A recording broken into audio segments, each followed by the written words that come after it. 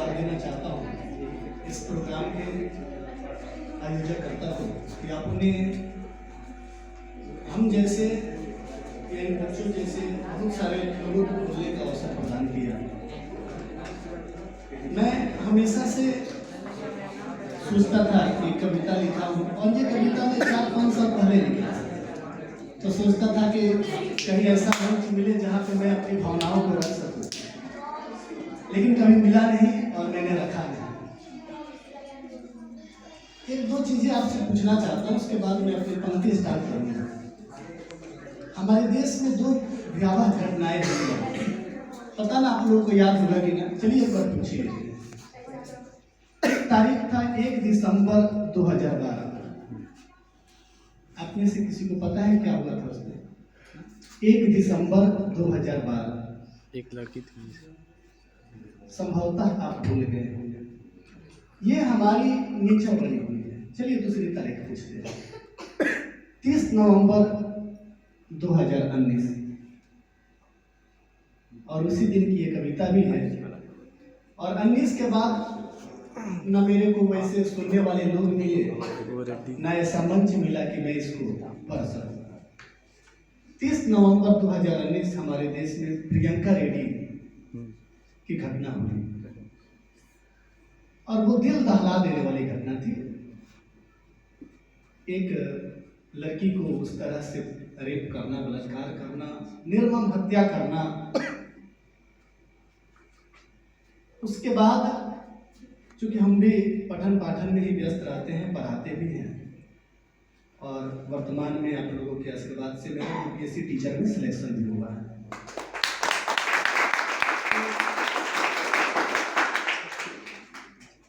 आज सुबह ही मैं रोहित जी का जो स्टेटस देख रहा था, तब तक मैंने ये एडवर्टीजमेंट देखा, तो मैं उनसे बात किया, तो बोले कि सर आइए ना देखिए। तो ये जो हमारी कविता है, ये थोड़ा सा हो सकता है कि आप लोगों को, मतलब लेखनी में तो उतनी ताकत है नहीं हमारी, कवि रहते तो हो ही जाता। प्रयास किए हैं, छोटा सा प्रयास किए हैं, और यही कहेंगे कि गीत आंसू के पूछ कर सृजन का गा रहे हैं, माँ भारती के दर्द को अब तक पहुंचा रहे हैं। और मैं रहूं या ना रहूं, यह देश रहना चाहिए।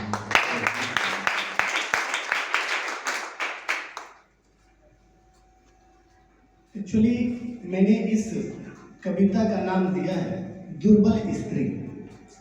नारी शक्ति पे तो हम बहुत सारे ज्ञान देते भी हैं और सुनते भी हैं, लेकिन स्त्री कहाँ दुर्बल हो जाती है, इस चीज़ को भी जानना बहुत जरूरी है। हमारे सामने सुप्रिया मैम बैठी हैं, मैं इनको हमेशा देखता हूँ समाज के प्रति इनकी जागरूकता। मैं पुनः एक बार आपको धन्यवाद देता हूँ कि आप ऐसे ही समाज में स्त्रियों की शिक्षा पे जोर देते रहे। हमारी पंक्ति शुरू होती है कि मैं स्त्री हूँ, मैं नारी हूँ, मैं कली हूँ, मैं फुलवारी हूँ। मैं स्त्री हूँ, मैं नारी हूँ, मैं कली हूँ, मैं फुलवारी हूँ। मैं दर्शन हूँ, मैं दर्पण हूँ, मैं नाद हूँ, मैं गर्जन हूँ। मैं बेटी हूँ, मैं माता हूँ, मैं बलिदानों की गाथा हूँ। मैं बेटी हूँ, मैं माता हूँ, मैं बलिदानों की गाथा हूँ। मैं श्रीमद् भगवत गीता हूँ, मैं ही द्रौपदी, मैं ही सीता हूँ। पुरुषों की इस दुनिया ने कैसी नियति दिखलाई है, पुरुषों की इस दुनिया ने कैसी नियति दिखलाई है। कभी जुए में हार गए, कभी अग्नि परीक्षा दिलाई है। हमारा इतिहास भी कुछ इसी तरह से रहा है, कभी जुए में हारे गए हैं और कभी अपनी सच्चाई के लिए अग्नि परीक्षा देनी पड़ी है। तो पुरुषों की इस दुनिया ने कैसी नियति दिखलाई है, कभी जुए में हार गए, कभी अग्नि परीक्षा दिलाई है। कलयुग हो या सतयुग हो, इल्जाम मुझी पर आता है। फिर पता नहीं क्यों घनी अंधेरी सड़कों पर चलने में मन घबराता है, चलने में मन। डर का साम्राज्य, देखिए कैसे एक लड़की डर रही है जब घर से बाहर निकलती है, तो डर का साम्राज्य बढ़ता है, कोई साया पीछा करता है। मेरी मुट्ठी बंध जाती है, दिल की धड़कन बढ़ जाती है तरल पसीना माथे पे, दिल में मेरी घबराहट है, न जाने किसकी साया है, न जाने किसकी आहट है, न जाने किसकी आहट है। जब लड़की घर से बाहर निकली तो अब डर रही है। संध्या का समय हो गया, रात्रि का समय, अब वो डरने लगी। तब तक उसकी मुलाकात कुछ दरिंदों से होने लगी। अब दरिंदे क्या कर रहे हैं उसके साथ, आइए उसको सुनते हैं। अंधेरे में उस बाहों ने मुझे बीच में खींच लिया, अंधेरे में उस बाहों ने मुझे बीच में खींच लिया।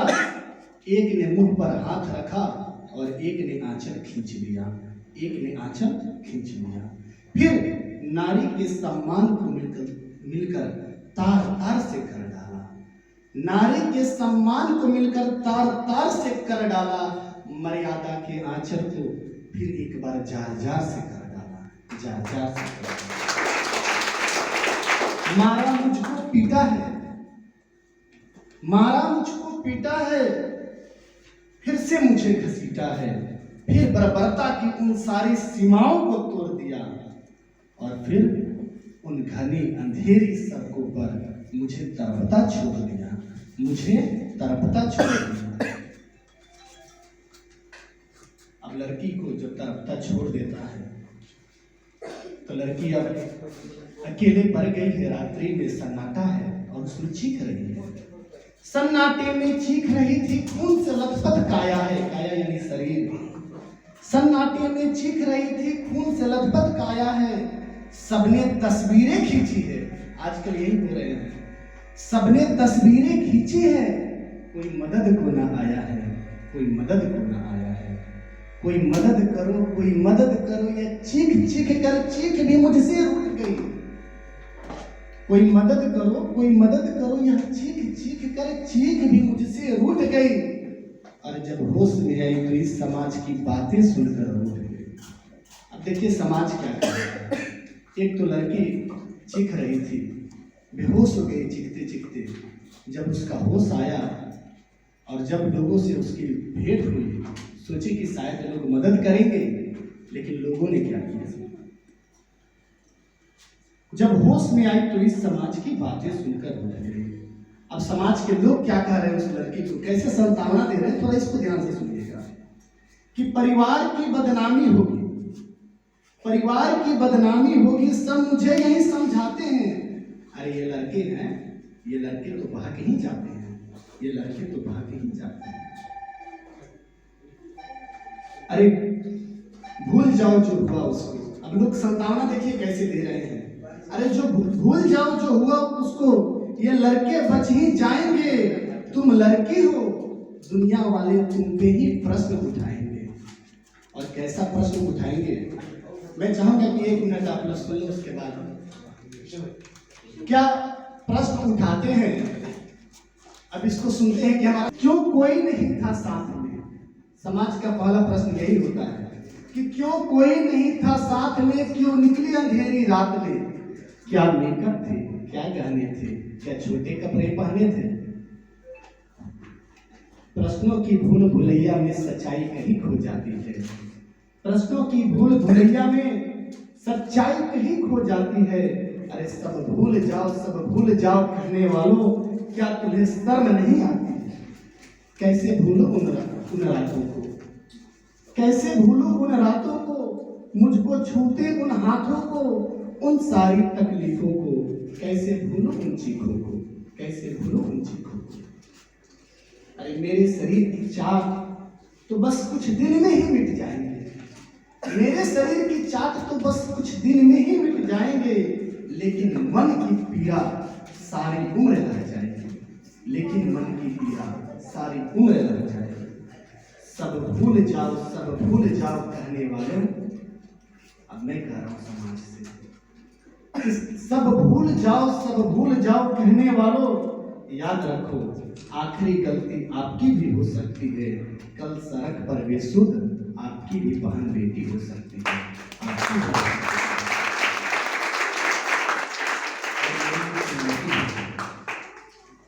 मेरी एक चुनौती भी है इस पुरुष प्रधान देश से। पुरुष प्रधान इसलिए कह रहे हैं कि जब प्राचीन सभ्यताएं थी तो हमारा देश मातृसत्तात्मक था, हमारी माताएं प्रधान हुआ करती थी और उस समय बलात्कार रेप नहीं हुआ कर रहे थे। तो यह कहते हैं कि इस एहसास से बढ़कर कोई दर्द नहीं हो सकता और नारी का सम्मान न करे वो मर्द नहीं हो सकता। तो आइए एक बार सरकार से भी हम यही कहना चाहेंगे कि जब सजा मौत की लागू होगी सारे दोषी लड़कों पे, फिर कोई लड़की नहीं मिलेगी खून से लथपथ सड़कों पे।